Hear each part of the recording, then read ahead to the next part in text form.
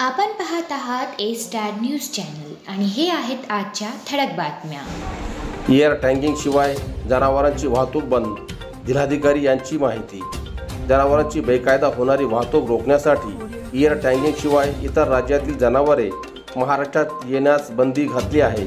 तसेच 1 जून पासून याची प्रभावी अंमलबजावणी करण्यात येणार असल्याची माहिती परभणी जिल्हाधिकारी रघुनाथ गावडे यांनी दिली। एअर टँगिंग नसलेली जनावरे बाजार समित्या, आठवडी बाजार आणि गावागावातील खरेदी विक्री करण्यास प्रतिबंध केल्याने बेकायदा कत्तलींना आळा बसेल। केंद्र सरकारच्या पशुसंवर्धन विभागाने national digital live stock mission अंतर्गत भारत पशुधन प्रणाली कार्यान्वित केली आहे। या प्रणालीत एअर टँगिंग 12 अंकी बाराकोडच्या नोंदी घेण्यात येत आहे। त्यात जन्म, मृत्यू नोंदणी, प्रतिबंधात्मक लसीकरण व औषधोपचार, वंधत्व उपचार, मालकी हक्क हस्तांतरण याचा समावेश आहे। परभणी जिल्ह्यातील सर्व पशुवैद्यकीय संस्थांमार्फत जनावरांच्या कानात टँग बिल्ला लावून त्याची भारत पशुधन प्रणालीवर नोंदणी प्रक्रिया सुरू आहे। पोलीस भरतीत अधिक अर्ज करणाऱ्यांना हमीपत्र देणे बंधनकारक, पोलीस अधीक्षक यांचे आवाहन। सन 2022-23 पोलीस शिपाई आणि चालक पोलीस शिपाई भरतीमध्ये एकापेक्षा जास्त आवेदन अर्ज सादर केलेल्या उमेदवारांना हमीपत्र लिहून देणे बंधनकारक आहे। महाराष्ट्र राज्यातील विविध जिल्ह्यांमध्ये राबविण्यात येत असलेल्या पोलीस भरती प्रक्रियेमध्ये ज्या उमेदवारांनी एकापेक्षा जास्त ठिकाणी अर्ज सादर केले आहेत अशा उमेदवारांनी कोणत्याही एक घटक निश्चित करणे आवश्यक आहे। यासाठी परभणी पोलीस अधीक्षक कार्यालयामध्ये स्वतंत्र कक्ष सुरू करण्यात आला आहे। या ठिकाणी उमेदवाराने प्रत्यक्ष येऊन एक घटक निवडून स्वतःचे हमीपत्र दिनांक 14 मे पर्यंत भरून देणे आवश्यक आहे। परभणी जिल्हा पोलीस दलातील पोलीस शिपाई तसेच वाहन चालक या पदासाठी ऑनलाईन पद्धतीने अर्ज मागविण्यात आले आहेत। शिवाय राज्यातील विविध जिल्ह्यांमध्ये पोलीस दलाच्या विविध ठिकाणी पदासाठी सुद्धा हे ऑनलाईन अर्ज उमेदवारांनी सादर केले आहेत। उमेदवारांना कोणत्याही एकाच घटकात अर्ज भरल्यानंतर पुढील प्रक्रियेसाठी सहभागी होता येणार आहे। याकरिता संबंधित उमेदवारांनी स्वतः जिल्हा पोलीस अधीक्षक कार्यालयात येऊन नोंदणी कक्षामध्ये नोंदणी करावी असे आवाहन जिल्हा पोलीस अधीक्षक रवींद्रसिंग परदेशी यांनी केले आहे। बोरी गावात पाणी टंचाईचे संकट, टँकरने पाणी विकत घेण्याची वेळ। जिंतूर तालुक्यातील बोरी गावात सुरळीत पाणी पुरवठा करण्यासाठी केंद्र शासनाने जलजीवन ही पाणी पुरवठा योजना मंजूर केली आहे। परंतु ठेकेदाराच्या हलगर्जीपणामुळे या योजनेचे काम पूर्णत्वाकडे अद्यापही केले नाही। त्यामुळे बोरी गावातील नागरिकांना पिण्यासाठी पाणी विकत घेण्याची वेळ आली आहे।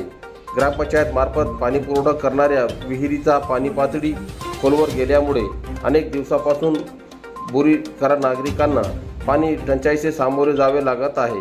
गावातील हातपंप, विहिरीतील पाणी आटल्यामुळे अनेकांना पाण्यापासून बेहाल होत आहे।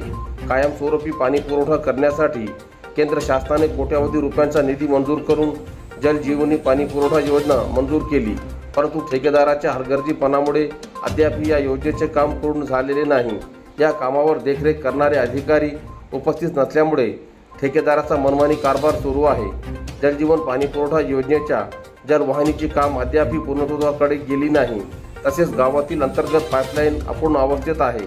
तसेच या पाणी पुरवठ्यासाठी गावाच्या बाहेर जलकुंभ बांधण्यात येत आहे, परंतु हे काम अर्धवट अवस्थेत आहे। सध्या तीव्र उन्हाळ्याचे दिवस असल्यामुळे बोरी गावात पाणी टंचाई निर्माण झाली आहे। अशा परिस्थितीत शासनाने टँकरने पाणी पुरवठा करणे गरजेचे आहे, परंतु बोरी गावात एकही टँकरने शासनाकडून पाणी पुरवठा केला जात नाही।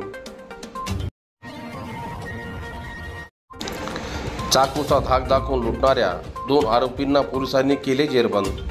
पूर्णा शहराजवळील रेल्वे पुलाखाली चाकूचा धाक दाखवून मोबाईल, मोटरसायकल व नगदी रुपये घेऊन पसार झालेल्या 2 आरोपींना स्थानिक गुन्हे शाखेच्या पथकाने अवघ्या 72 तासात पकडले आहे।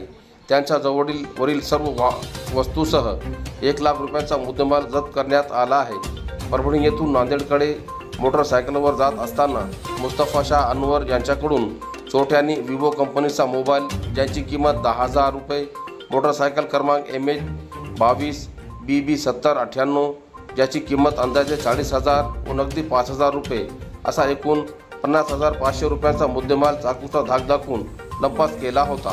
या प्रकरणी 2 अज्ञात चोरट्याविरुद्ध गुन्हा दाखल करण्यात आला होता। पोलीस अधीक्षक रवींद्रसिंग परदेशी अप्पर पोलीस अधीक्षक यशवंत काडे, उपविभागीय पोलीस अधिकारी डॉक्टर समाधान पाटील यांच्या मार्गदर्शनानुसार पोलीस निरीक्षक विलास गोबाडे यांनी 3 तपास पथके तयार करून आरोपी वैभव जगन्नाथ नारायणकर, अनिल फड या आरोपींना पकडून चोरीतील सर्व मुद्देमाल हस्तगत केला आहे। सदर कामगिरी विलास गोबाडे, दर्शन शिंदे, ज्ञानेश्वर करहाडे, केंद्रे, बोबानेवाड, माडकर, लांडगेवाड, यादव, राठोड, पठाण, भारती यांच्यासह स्थानिक गुन्हेच्या पथकाने केली। परभणी जिल्ह्यात विजेच्या कडकडाटासह पावसाची शक्यता।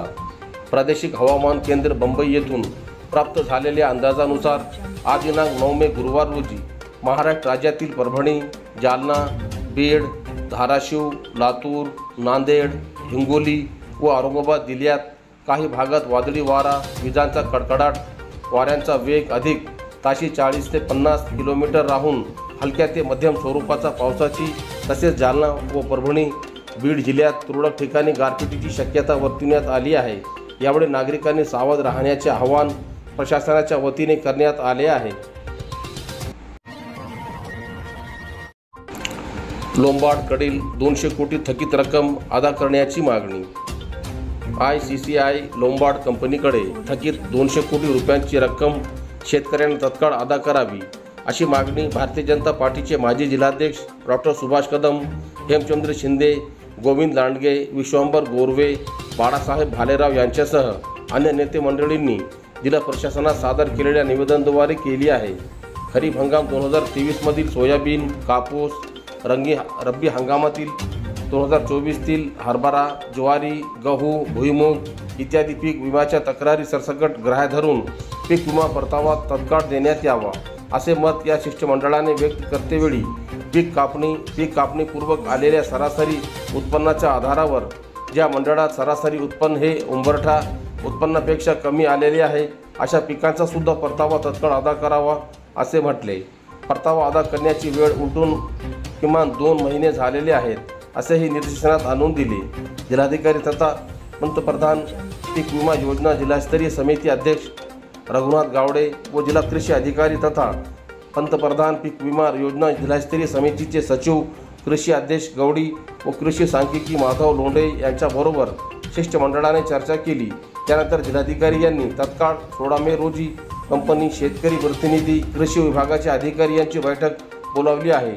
शिष्टमंडळात परभणी जिल्ह्यातील 9 तालुक्यातील शेतकरी प्रतिनिधी उपस्थित होते। यामध्ये डॉक्टर कदम, हेमचंद्र शिंदे, गोविंद लांडगे, विश्वंभर गोरवे, बाळासाहेब भालेराव, आनंद बनसोडे, शिवाजी दिवटे, रुपेश शिंगारे, भगवान करंजे, सुशील रेवडवार, पांडुरंग बाळवंटे, कृष्णा सोळंके, नारायण कटिंग, बाळासाहेब वाडेवालसह आदींची उपस्थिती होती। वाहतूक शाखेच्या वतीने विना नंबर प्लेटच्या वाहनाच्या मालकावर कारवाई। परभणी शहरातील बसस्थानकासमोर विना नंबर प्लेटचे वाहन चालविणाऱ्या अनेक वाहन चालकांना वठणीवर आणण्यासाठी आज दिनांक 9 मे गुरुवार रोजी परभणी शहर वाहतूक पोलिसांकडून अभियान राबविले। सकाळपासून विना नंबर प्लेटच्या गाड्या पकडण्यात आल्या। या वाहनधारकावर मोटर वाहन कायद्यानुसार दंडात्मक कारवाई करण्यात आली। यामुळे वाहन चालकामध्ये एकच खळबळ उडाली होती। विना नंबर प्लेटची अनेक वाहने ताब्यात घेतल्यानंतर तब्बल 15 वाहनावर दंडात्मक कारवाई केली। तसेच त्यापैकी 2 वाहनावर ड्रायव्ह चाचणीची कारवाई करण्यात आली। यावेळी शहर वाहतूक शाखेचे पोलीस निरीक्षक मकसूद पठाण, पोलीस निरीक्षक दीपक, पोलीस अंमलदार SK मुस्ताक, अनिल गायकवाड, ज्ञानेश्वर पौड यांच्या उपस्थितीत पथकाने सदर कारवाई केली।